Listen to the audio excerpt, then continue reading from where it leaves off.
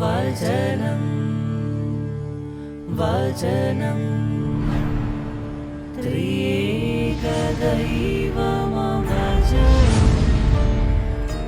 വചനം.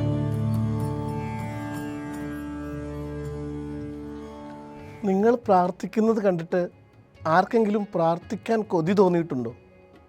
ലൂക്കായുടെ സുവിശേഷം 11-ാമത്തെ അധ്യായത്തിൽ 1 മുതലുള്ള തിരുവചനങ്ങളിൽ ഈശോ ഒരിടത്ത് പ്രാർത്ഥിച്ചുകൊണ്ടിരിക്കുകയാണ്.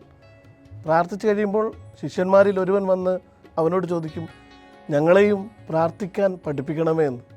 അവൻ 5 അപ്പം 5000 പേർക്ക് വർദ്ധിപ്പിച്ചു കൊടുത്തു.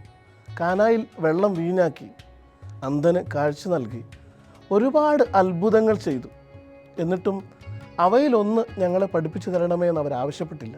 അവരാകെ ആവശ്യപ്പെട്ടത് ഞങ്ങളെ പ്രാർത്ഥിക്കാൻ പഠിപ്പിക്കണമേ എന്നാണ്.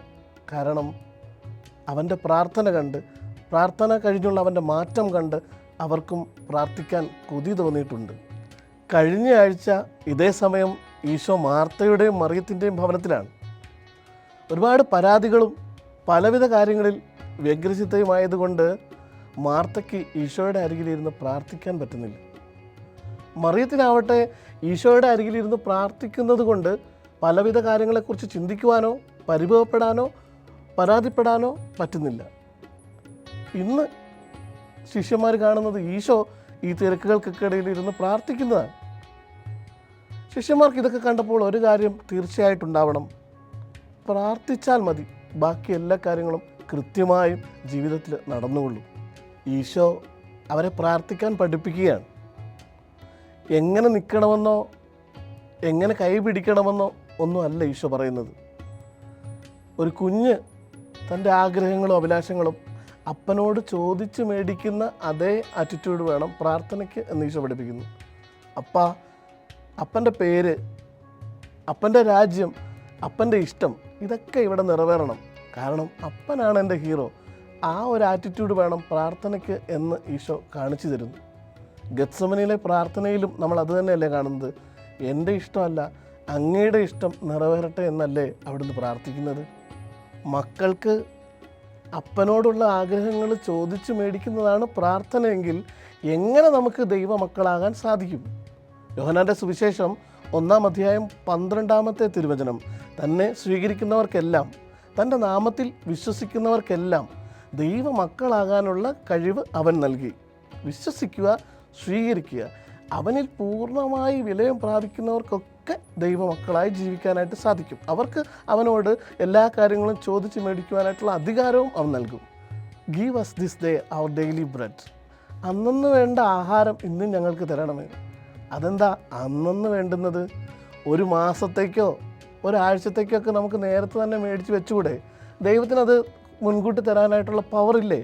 ഉണ്ട്. എങ്കിലും നമ്മൾ ദൈവത്തെ ഒരു സൂപ്പർ മാർക്കറ്റ് പോലെ കാണരുത്.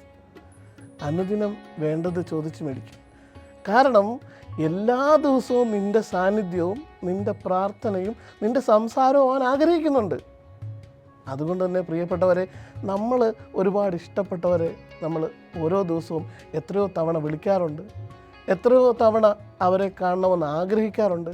ദൈവവും ഒരു കുഞ്ഞിനെ എന്നതുപോലെ നമ്മളെയും അനുദിനം കാണാൻ, നമ്മളോട് സംസാരിക്കാൻ, നമ്മുടെ കൂടെ ആയിരിക്കാൻ ഒരുപാട് ആഗ്രഹിക്കുന്നുണ്ട്. ആ സ്നേഹത്തിലേക്കുള്ള വിളിയാണ് നമ്മുടെ പ്രാർത്ഥന.